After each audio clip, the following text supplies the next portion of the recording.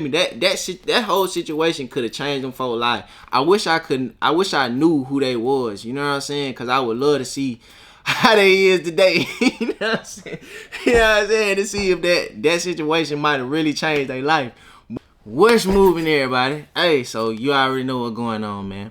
I'm back with another crazy story, straight up.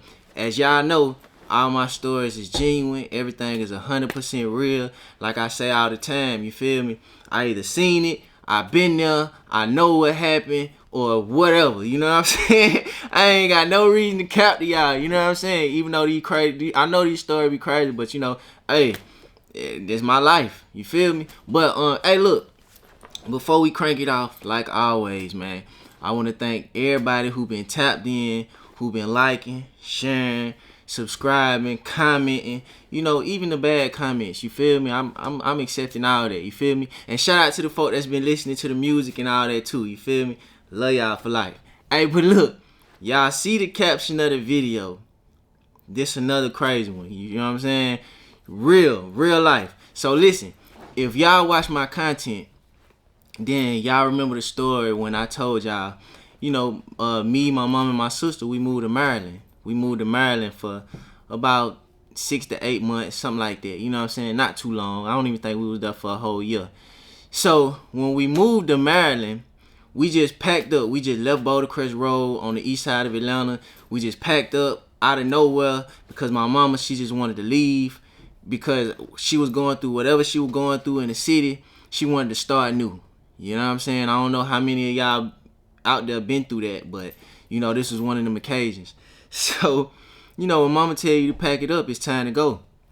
So we dipped. We didn't even have a solid foundation in Maryland yet. You know, remember I told y'all we ended up getting an apartment eventually. But for this first half or these first couple months of us being in Maryland, we stayed in the Red Roof Inn. Now, a lot of y'all might know about the Red Roof Inn. Some of y'all might not know about the Red Roof Inn. You feel me? It's like it's motelish. You know what I'm saying? I can't even just really say it's a hotel. You feel me? It's most like a motel because, you know, it's a lot of stuff that be going on at the Red Roof Inn. You know, I ain't know it until we actually stayed there.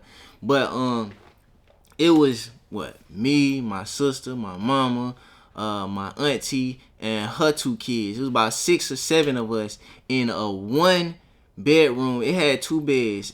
I think it had 2 beds. A 1 bedroom Red Roof Inn suite, bro. 1 bathroom. It had a little refrigerator, and I remember we had to buy a little frying pan, you know, so we could cook eggs or whatever it was that we had. You know what I'm saying? We was broke, y'all, on everything. So look, check it, right? One day, my uncle had came into town. You know what I'm saying? And he was younger. You feel me? He was younger and he was more spontaneous than, you know, my mama and my auntie and all them, because, you know, they got kids. They gotta work. He ain't had no kids. You feel me? So I gotta say I was maybe about 9, maybe 8 or 9 years old. You feel me? He come into town. He got a rental car, a nice little rental car. I believe it was a Chevy. I don't remember all the way, but it was clean. And he had got it because one of the women that he dealt with, you know, he used to deal with big women. You know what I'm saying? He was a skinny guy and he was a big lover. You feel me? So he used to deal with big women and just get whatever he wanted out of them. You feel me? Like, that was his game. So she rented him a car, or she had a car rented, you know, let him have it for the day. And I remember he pulled up to the Red Roof Inn. He drove all the way to Maryland. And he pulled up to the Red Roof Inn where we was staying at. So I don't know, I guess he wanted to leave, you know, leave me with something, or leave us with a certain impression or something like that. So he told me, he like, hey, listen, I'm gonna teach you how to drive today. So I'm like, all right, that's a bit. You feel me? Mind you, I'm only like 8 or 9 years old. This like my 4th grade year. So he like, all right, come on downstairs. You feel me? I got a rental car, you know. So I'm like, all right, bet. So I come downstairs because we stayed on the top row of the Red Roof Inn. I come downstairs and I hop in the whip. So he in the passenger seat and he showing me, you know, he telling me well, first, before we even got in the whip, he's showing me drive, reverse, neutral. He's showing me all of this stuff. So I'm like, all right, cool, bet, get in. So I get in the driver's seat. He in the passenger seat, and he telling me, go forward, go backwards, park over here. He just telling me certain things to do.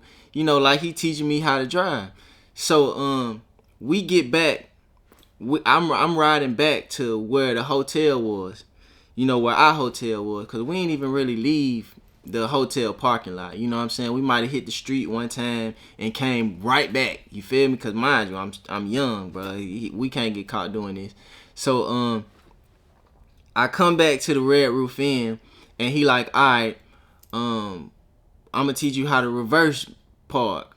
So we get to my building, and I ain't gonna lie, it seemed like he was saying a whole bunch of stuff at one time.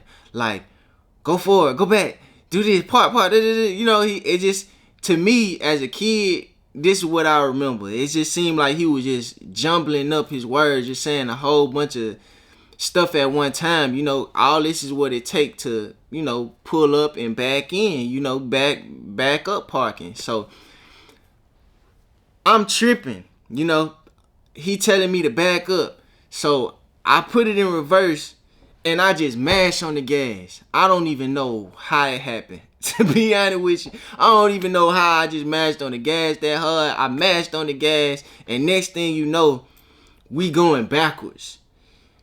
We're going backwards. We went so far backwards, we found ourselves crashing into the hotel up under ours. Literally, we at the hotel right above the hotel we crashed into. My whole car went inside the hotel room. When we look back, it was a guy. It was a guy and his girl. I think they had just been fussing or something. He jumped onto the car. This is how far in we went into the building. I'm talking about the car literally went inside the hotel room. Literally, you feel me? Like my trunk was right in front of they TV. Now, if y'all know anything about hotels, the TV halfway through the door. You know what I'm saying? I just backed the car in all the way halfway through the door. Like, we in there. To the point where as soon as the guy, I remember, the guy and the girl, they barely even had on any clothes. Imagine that now. Imagine y'all you in there fussing with your baby mama or going back and forth with whoever. Y'all just done woke up. You feel me? You ain't got dressed for the day, and a car come flying through your wall. This is what happened.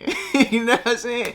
So look, all I remember is the guy jumping on the car. You know what I'm saying? Because he was on the opposite side, or not the opposite side, but he was like on the same side of the wall that got hit, but he was a little far over. You know what I'm saying? He jumped on the car, and his baby mama or his girlfriend, the car stopped right in front of her. You feel me? Like, the car came like this. It stopped right in front of her. He was right here. He jumped on the car. You get what I'm saying? And all I heard my uncle say was, hey, run, leave, get out of here. You know what I'm saying? Like, he just kept saying stuff like get up out of here. You feel me? I handle it. So I'm like, all right, bet. So I jumped out the car, because remember, I'm young, bro. I jumped out the car, and I run upstairs to our hotel, because remember, our hotel is right on top of theirs. Nobody even paid no attention to me. You know what I'm saying? Our whole car just went through this wall, and they worried about everything else. They didn't see no little kid jump out the car and run upstairs. You feel what I'm saying? It was just too much commotion. So when I get upstairs, I get to looking downstairs, and I'm listening. You know what I mean? Because I stayed inside for a second, then I seen the police come and all that. So, and mind you, my uncle, he down there, he just chopping it up. You feel me? He chopping it up with them folks. He basically telling them, he did it. You know what I'm saying? They tested him to see if he was drunk. They asked him all these different kind of questions, and he was like, nah, he just made a mistake. You know, but in the midst of me listening, right, the couple, this how I know they was fussing. The couple, when I backed into they wall and literally sent the car through they wall, they was in the middle of fussing about something petty, bro. You feel me? The man said, listen, we was sitting here fussing, and man, all I know is my life flashed before my eyes, and we got other things to worry about. You know what I'm saying? Like, they was actually happy that they didn't even get hit. You know what I'm saying? Because it wasn't their hotel. I'm pretty sure the hotel was going to accommodate them, put them in another room or something like that. But they was more so happy they didn't even get hit. And they was sitting there fussing about something petty. You feel me? That whole situation could have changed them for life. I wish I knew who they was. You know what I'm saying? Because I would love to see how they is today. You know what I'm saying? You know what I'm saying? To see if that situation might have really changed their life. But yeah, dog. They was talking to the police. They didn't want to press no charges. You know, they didn't want to. My uncle basically walked away scot-free. You know what I'm saying? I don't know what type of insurance he had to pay, you know, because like I told y'all at the beginning, that wasn't his car. You know, some girl he was dealing with rented the car. You know, it was under her name. So he might have got away all the way scot-free. I don't know. But yeah, man, he told me to run upstairs. I was eavesdropping, and yeah, it seemed like me running that car through that apartment wall made them get closer. Made that man and his baby mama made them get closer. You feel me? Cause like I said, they like, bro, I'm not fussing about nothing petty no more. You know what I mean? Like, he was very appreciative that he wasn't hurt. The girl was too. You know what I mean? On everything. But yeah, that's the story, dog. You know what I'm saying? And that's the lesson, I guess. The lesson behind this whole story is, hey, bro, don't get caught behind that wall talking about, you know, tripping about something petty. You feel me? Don't be caught behind no four walls tripping about nothing petty. You know what I mean? Like, it ain't worth it. You feel me? It's so much life out here, you know? You got people out here that be ready to take their life away, you know, and ain't even seen a fraction of the world. You get what I'm saying? It's such a bigger and a better place out here, dog. And we gotta experience that. You know what I'm saying? Straight up. And it shouldn't take no traumatic situations for us to come to our senses to want to experience life, man. Hey, everybody out there, make sure y'all experience life. Make sure y'all experience life with the people that y'all love and care for. And it's no limit to the world out here of what you can accomplish. You know what I'm saying? Straight up. But listen, y'all like, share, subscribe. Make sure y'all comment. Let me know what y'all think. And until next time, 100.